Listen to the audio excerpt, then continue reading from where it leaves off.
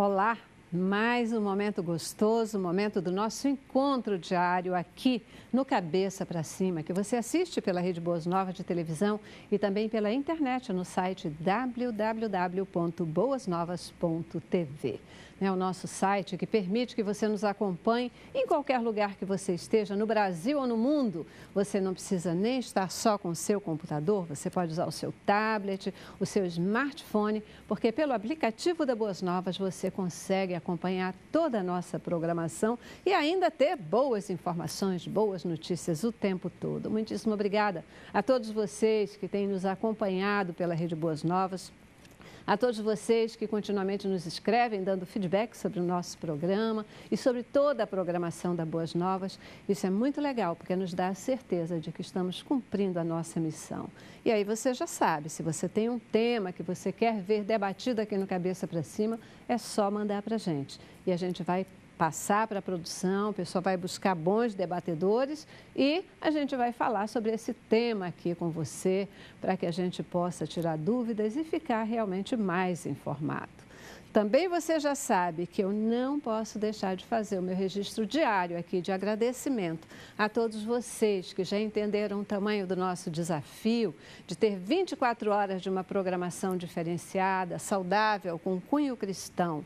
Você, semeador de Boas Novas, que tem orado pela Boas Novas, que tem contribuído com a nossa emissora para que nós possamos estar 24 horas no ar e ainda cumprir os desafios aí que temos pela frente. Nossa oração contínua é que Deus abençoe você, que Ele possa atender os desejos do teu coração e te dar vitória em tudo que você puser a mão. Que Ele te abençoe e te guarde todos os dias da tua vida.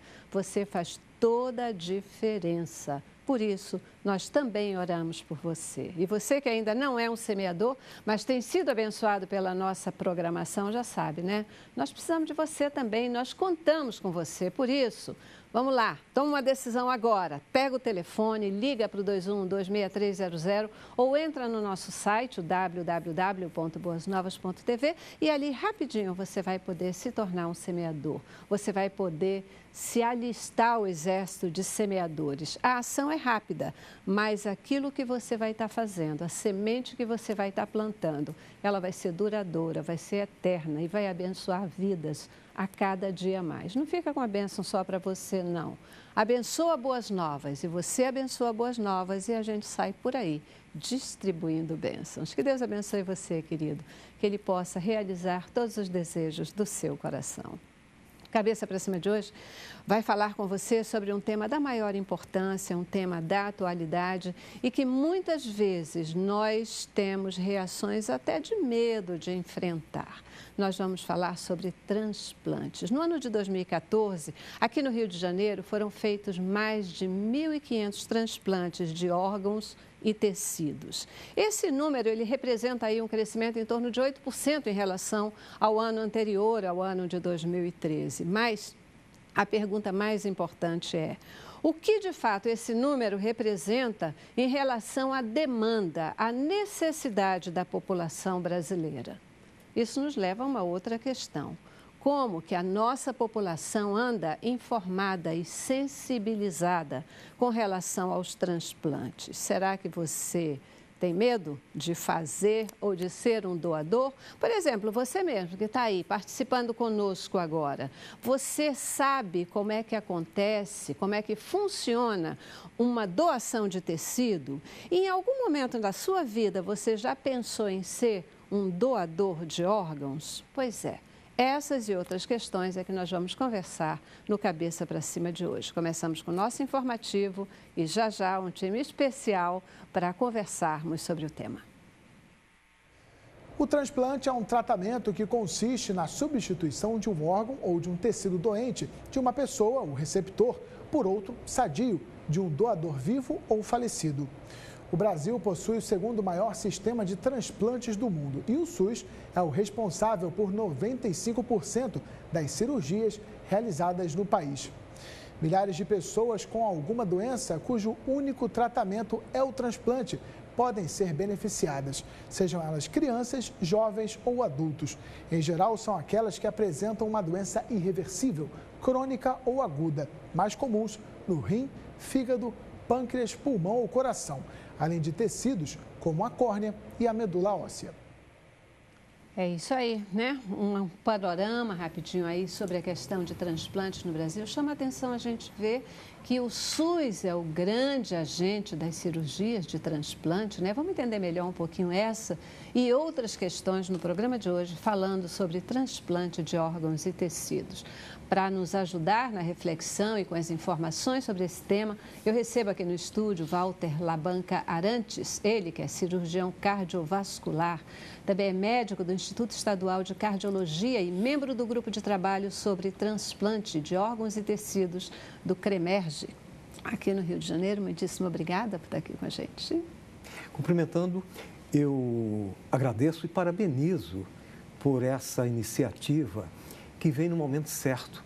Bom. O Brasil, ele tem uma importante atividade em transplante, mas o Rio de Janeiro, em particular, no momento, necessita de muito esforço, muita colaboração das autoridades e da população e de uma forma geral, para que a gente faça, como diz o francês, mise au point, esse momento do transplante. Esse momento do transplante, ele está sendo, procurando um viés para que a gente consiga colocar todas as atividades em funcionamento. Eu me refiro todas porque, por exemplo, particularmente na minha área, que é coração, a situação não está boa. Está muito complicada, não estamos transplantando quase criança aqui no Rio de Janeiro, apenas uma referência pública, que é o Instituto Nacional de Cardiologia do Rio de Janeiro, se ocupa dos transplantes de coração e não chega a uma dezena por ano de transplantes. Eu tenho exemplos, acabo de chegar, como a minha ponte é com a França, e nós estamos interagindo com o grupo da cirurgia cardíaca da França, que acaba de colocar um protótipo de coração artificial, que será o futuro, e a gente ainda não resolveu os transplantes básicos. Poxa. Então, essa sua primeira informação me deixa animado, Celeste, porque eu estou vendo que os segmentos da sociedade estão se preocupando com um problema que me parecia até deixado de lado. Aqui a gente deixa de lado não. Cabeça para cima, então, a gente quer trazer os temas, quer falar, quer ajudar a conscientizar. Esse é o nosso papel e a gente tem buscado realmente desenvolvê-lo. Vamos entender melhor todo esse tipo de situação e ver que tipo de empurrão, né, a gente consegue dar aqui, mobilizando e até conversando um pouquinho com a população. Voltamos já já para aprofundar todas essas questões, tá? Quero apresentar para vocês também o Gilson Nascimento da Silva, que está aqui conosco, ele que recebeu transplante de rim em 1995. Hoje ele é presidente da Associação de Renais e Transplantados aqui do Rio de Janeiro e também é diretor da Aliança Brasileira de Apoio à Saúde Renal, a Abrasrenal. Isso aí, muitíssimo obrigada por vir aqui conosco também. É um prazer poder reunir com amigos, né? Parece até janeiro a gente revê pessoas que a gente não vê há algum tempo, o Rafael e o Dr. Labanca.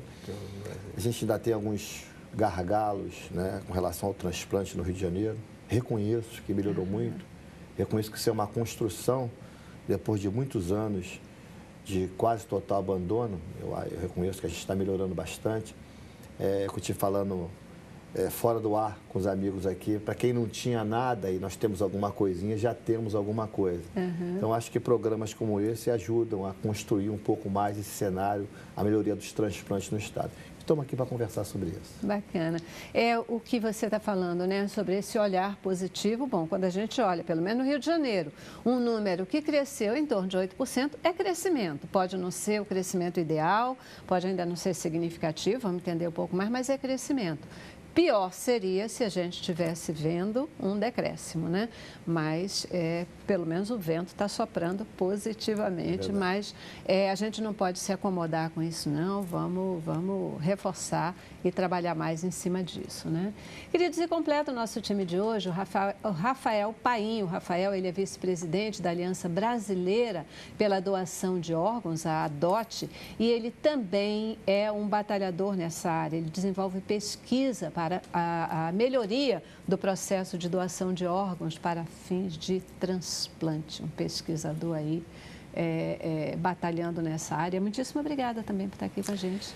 Celeste, parabéns pela escolha dos convidados, do tema. Eu queria juntar um pouquinho do que foi dito, contando uma história para o que foi dito por você inicialmente, né? Eu acho que é muito importante que a gente pense por que ser doador, né?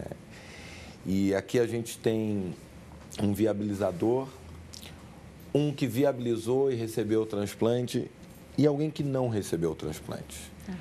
Eu entrei nesse assunto vendo as melhorias acontecer porque elas precisavam ser feitas. Meu filho nasceu e entrou na fila de transplante e ficou vivo por 4 meses.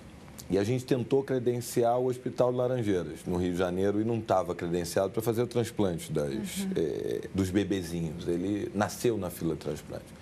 Na verdade, entrou na fila com 4 dias. E aí isso remete a essa vontade de querer melhorar, de querer ter mais unidades, mais profissionais, mais bons exemplos de boas pessoas que estão vivendo mais. Mas eu acho que é muito interessante a gente colocar essa pergunta e podemos até pensar assim, por que ser doador? Uma das respostas eu estou dando, porque tem gente que consegue e tem gente que não consegue. E todas elas, em algum momento, querem viver mais. Aí eu vou ligar a você. Você falou indiretamente, mas eu acho que foi muito claro para a gente, em fé. O que é fé? O que é fé, Gilson? O que é fé, Walter? Isso é um privilégio. Esperança, não é? Esperança. Eu quero ter esperança que vou viver mais. Não para sempre, mas que eu posso também, que é o caso do Gilson, viver melhor. E a gente muitas vezes pensa isso na situação do outro. Mas às vezes eu tenho que pensar que eu também posso entrar na fila. Porque ninguém sabe o dia de amanhã. É isso aí. Então, ser doador é porque eu amo a vida. Eu tenho fé que se acontecer comigo ou qualquer outra pessoa, a vida tem que melhorar. Essa construção, ela preside qualquer resposta que a gente buscar por que ser doador. Verdade. E aí me motiva a pesquisar, motiva a agir, a aprender e ouvir muito do lado de quem ficou, quem está na fila, de quem nos tira da fila, Val. Quem tira da fila é o profissional de saúde. É verdade. Né? Mas esse profissional, ele precisa ter os elementos, né, para poder fazer esse transplante, para poder realizar o seu trabalho. Tem um conceito de fé que nós acreditamos nele, usamos, que a fé é a crença que a gente coloca em algo que a gente não vê quando a gente está pensando na fé em Deus, né? A gente não precisa ver para crer. Eu quero trazer também esse conceito para aquilo que a gente está falando aqui, porque muitas vezes a gente também toma uma atitude assim, não vou doar, porque o sistema é ruim, porque não tem isso, porque não funciona, porque tal. Então, é melhor eu não me meter com essa história. Mas, mesmo não funcionando, se nós participarmos, se nós apostarmos, se nós doarmos, talvez a gente faça a diferença e mude a realidade que a gente tem. Né? Olha, é um conceito brilhante, porque ninguém quer ver a sua morte. Nem a minha, nem a de ninguém. Então, ter fé que a gente vai ficar vivo é ter fé que a gente não vai ver essa coisa invisível que é a morte. É amar a vida, esse é o ponto central. Só que para amar a vida, a gente tem que enfrentar problemas e aproveitar as soluções que existem aí. O Brasil, ele melhorou muito. Mas a gente já fez trabalhos, visitou Portugal, Estados Unidos, Santa Catarina, São Paulo, vê os trabalhos do Ceará, Minas Gerais e como tem coisa boa sendo feita. E se a gente porque 8% é o que a gente conseguiu do último ano. Mas se a gente olhar os 5 últimos anos, nós aumentamos quase 5 vezes a oferta de órgão no Rio de Janeiro. Que maravilha. Então a gente estava muito mal. Está bem melhor, mas pode dobrar isso ainda. Porque tem muita coisa. Portanto, com esta palavra que você colocou, fé, E uma observação que a Celeste fez, conclamando a população a se sensibilizar a doar. Nisso eu tenho profundamente uma alegria enorme de ver o sentimento da nossa sociedade e da nossa população. Quando eu fui superintendente, que na época era esse o rótulo do Rio Transplante, eu nunca tive uma dificuldade com a população, com a sociedade. E mesmo, eu vou até relatar, que eu sempre relato, para mostrar como a sociedade participa, Gilson, e você sabe disso. Na época, nós ficávamos no Rio Transplante, na central, o captador lá de plantão, e geralmente isso ocorria, Celeste, no domingo de manhã do sábado. E o doador, infelizmente, o doador de eleição era o jovem motociclista. E aí eu me lembro que a plantonista da época, que hoje já não funciona mais assim, contactava o superintendente mais ou menos no começo da manhã. Doutor, um potencial doador, morte cerebral, um daqueles hospitais que já não funciona, mas assim, um motociclista, 19 anos. Aquilo dava um pouco de amargura, né? Um jovem. Por outro lado, no contraponto, tinha o paciente esperando E havia aquela rotina, que hoje já não é tanto, de você ir na fila e procurar localizar. Foi feito isso de rotina, um pessoal extraordinário que trabalha nesse serviço, os verdadeiros abnegados, não é, Gilson? De passagem. Então, meia hora depois, e eu já preparado, porque sabia que ao longo dessa jornada triste, mas que tinha esse contraponto, não demorou muito, 40 minutos, a plantonista, doutor, outro doador, pasme, motociclista. Dessa vez uma moça, 17 anos. Aí eu pergunto, então, 2 motos? E ela, imediatamente, não, a mesma moto. O motociclista e a carona. Caramba! Aí que chega a parte que me emociona profundamente. Irmãos, Celeste, Uau. Filhos de uma mãe viúva e doadora, que num momento que eu não sei se deve existir coisa mais forte de sofrimento maior, deve existir, mas com o trabalho que nós estamos falando, Gilson, a maneira como se apresenta o captador, não teve a mínima dificuldade de concordar em doar. Então, essa questão da população, a mim não me preocupa.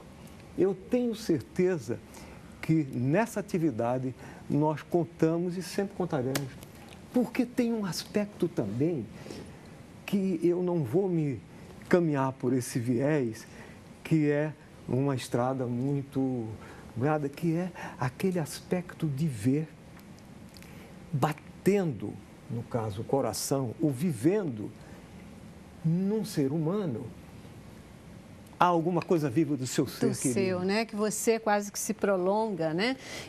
Numa outra pessoa. Queridos, aqui tem uma coisa assim, né? O tempo passa rapidinho, eu já preciso fazer o nosso primeiro intervalo. Eu vou para o intervalo e volto com vocês. Eu quero aproveitar esse exemplo que o senhor colocou para a gente entender como é que acontece esse processo de doação, né? Se essa mãe não fosse uma pessoa sensível e autorizasse, essa doação poderia ser feita? Ou quais são as regras aqui no Brasil? E queria entender também, assim, um pouquinho o resto do Brasil. A gente está falando do Rio de Janeiro, o crescimento aqui no Rio de Janeiro, mas essa consciência, essa participação da população, a gente pode estender para o resto do país? Como é que a gente está no resto do país com relação a essa participação da população no sentido de doação de órgãos, etc. Tá bom?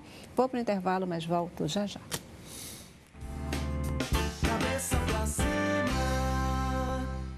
Eu quero